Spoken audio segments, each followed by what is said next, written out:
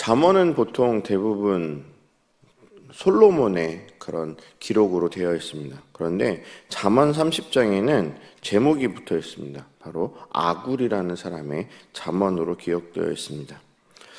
아굴이라는 사람은 선지자도 아니었고 왕도 아니었습니다. 하지만 인간의 본질과 하나님에 대한 통찰을 가장 깊이 깨달은 지혜자였습니다. 아굴의 이 고백은 단순한 잠언의 모음이 아니었습니다. 그는 하나님 앞에서 인간의 한계와 지혜의 근원을 철저히 깨달았던 사람이었습니다.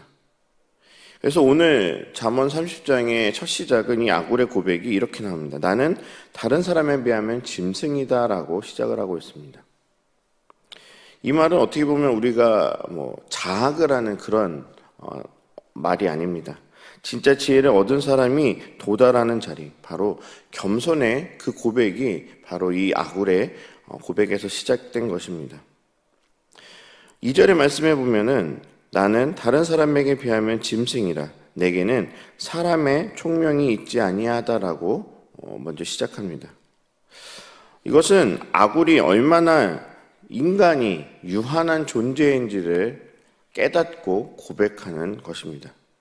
마치 바울이 내가 죄인 중에 괴수라라고 고백하는 것과 같이 이 아굴의 이 고백은 어떻게 보면 철학적인 자신의 사유에서 나온 고백이 아니라 하나님의 임재 앞에서 깨달았던 그런 믿음의 고백이었던 것입니다. 아굴은 하나님이 하늘을 세우시고 또 바람을 주머니에 싸며 물을 땅에 정하신 것 이와 같은 자연의 현상들을 묵상하면서 인간의 모든 지식이 얼마나 작고 유한한지를 깨달았던 것입니다. 이 지식이 없다라는 이 원어의 표현의 뜻 중에 단순히 지식이 적고 지식을 모른다라는 의미뿐만이 아니라 비교할 수 없다라는 원어의 뜻이 있습니다. 다시 말해서 하나님의 지혜 앞에서 인간의 지식은 그 어떤 것도 비교할 수 없다라는 이 아굴의 고백인 것입니다. 아굴은 5절에 이어서 이렇게 고백하고 있습니다. 하나님의 말씀은 다 순전하며 하나님은 그를 의지하는 자의 방패시다라고 고백합니다. 여러분, 세상의 말은 바뀔 수 있습니다. 또 뒤집힐 수 있습니다. 그런데 하나님의 말씀은 순전하다라고 이 아굴은 고백합니다. 이 순전하다라는 이 의미는 정제된 금속처럼 불로 단련하는 것을 이야기합니다. 다시 말해서 하나님의 말씀은 인생의 그 어떠한 시험 가운데서도 변치 않는 진리와 같다라는 이 고백이 바로 아굴의 고백이었던 것입니다. 여러분, 지금 우리가 살아가는 이 시대는 얼마나 많은 지식이 있습니까? 우리가 살아온 이 시대뿐만이 아니라 매 시대마다 많은 지식들은 넘쳐났었습니다. 그런데 그 지식이 하나님을 알아가는 데 사용되지 않으면 그것은 헛된 것이라고 오늘 이 잠언의 이야기를 통하여서 우리들에게 이야기해 주고 있는 것입니다. 아굴은 나는 모릅니다 라고 시작하며 말했지만 이 고백이 진짜 깨달음의 시작이었습니다. 우리는 하나님을 알아가고 하나님을 믿는다라고 고백하지만 여전히 우리는 하나님의 그 지혜를 다 깨달을 수는 없기 때문입니다. 오늘 이 새벽 우리의 기도는 이렇게 시작했으면 좋겠습니다. 하나님, 제가 다 아는 줄 알았던 우리의 교만을 내려놓게 해주십시오라고 오늘의 이 기도가, 오늘을 시작하는 이 기도가 이런 기도였으면 좋겠습니다. 하나님 앞에서 우리의 무지함을 인정할 때 그 순간 진짜 하나님의 지혜가 시작됨을 믿으시기 바랍니다. 이 고백으로 오늘의 하루를 살아갈 때 하나님이 우리에게 주시는 그 지혜가 어떤 것들이 있는지 깨달으시면서 나아가는 귀한 복된 하루가 되시기를 간절히 소망합니다. 아굴은 계속해서 7절과 8절에서 이렇게 고백합니다. 내가 두 가지 일을 주께 구하였사오니 내가 죽기 전에 내게 거절하지 마시옵소서. 곧 헛된 것과 거짓말을 내게서 멀리 하옵시며 나를 가난하게도 마옵시고 부하게도 마옵시고 오직 필요한 양식으로 나를 먹이시옵소서라고 고백합니다. 여러분, 좀 바울의 고백과 좀 비슷한 느낌 들지 않습니까? 빌립보서에서 고백했던 그 바울의 내가 가난하게도 처하지 않게 하고 부하게도 하지 말고 오직 자족할 수 있는 그런 마음을 달라고 기도했던 그 바울의 고백과 참 비슷합니다. 이 아굴의 이 고백은 굉장히 짧은 고백이지만 굉장히 완벽한 고백 중에 하나입니다. 아굴은 인생의 두 가지 큰 시험을 꿰뚫고 있었습니다. 첫 번째는 입술의 거짓입니다. 이것은 다시 말해서 영적인 교만함을 의미합니다. 두 번째의 시험은 재물에 대한 욕심이었습니다. 이거는 물질적인 교만을 나타내는 상징적인 의미입니다.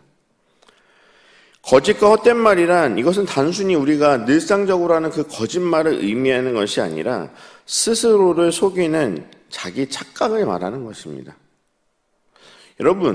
여러분들은 하나님 없이 살아가실 수 있으십니까? 없다라고 고백하시죠. 하지만 우리가 살아가는 일생을 한번 보십시오.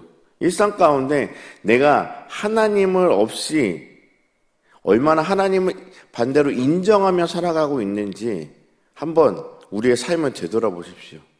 아마 대부분의 삶은 하나님이 없이 살아가는 삶을 살아갈 것입니다. 이것이 아굴이 고백했던 인생의 가장 큰 거짓 중에 하나라고 아굴은 고백하고 있는 것입니다. 두 번째, 가난하게도 마옵시고 부하게도 마옵소서라고 하는 이 고백은 하나님 앞에서 균형 잡힌 그런 삶을 살겠다라는 믿음의 고백이었습니다. 여러분, 가난하면 어떤 일이 벌어집니까? 원망이 나옵니다. 여러분, 그렇다면 반대로 부유해지면 행복하십니까? 부유해지시면 또 하나님을 잊고 사는 경우들이 많습니다. 우리의 기도는 더 주세요 보다 필요한 만큼만 주세요라고 바꿔져야 합니다. 하나님은 우리의 욕망을 만족시키기 위해서 존재하는 분이 아니라 우리가 항상 평안할 수 있도록 우리가 자족하는 그 상황 가운데 하나님이 주시는 그 은혜를 누릴 때 진정으로 우리는 하나님을 바라볼 수 있는 균형 잡힌 신앙의 모습을 유지할 수 있다는 것입니다.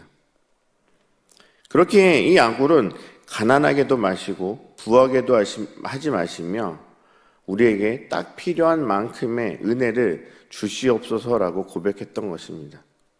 예수님이 주기도문을 통하여서 우리들에게 말씀해 주셨던 그 기도의 고백과도 일치합니다. 일용할 양식, 우리가 하루 동안 먹을 수 있는 그 양식을 통하여서 늘 하나님께 감사할 수 있는 그 고백이 우리의 고백이 되기를 원하셨던 것입니다.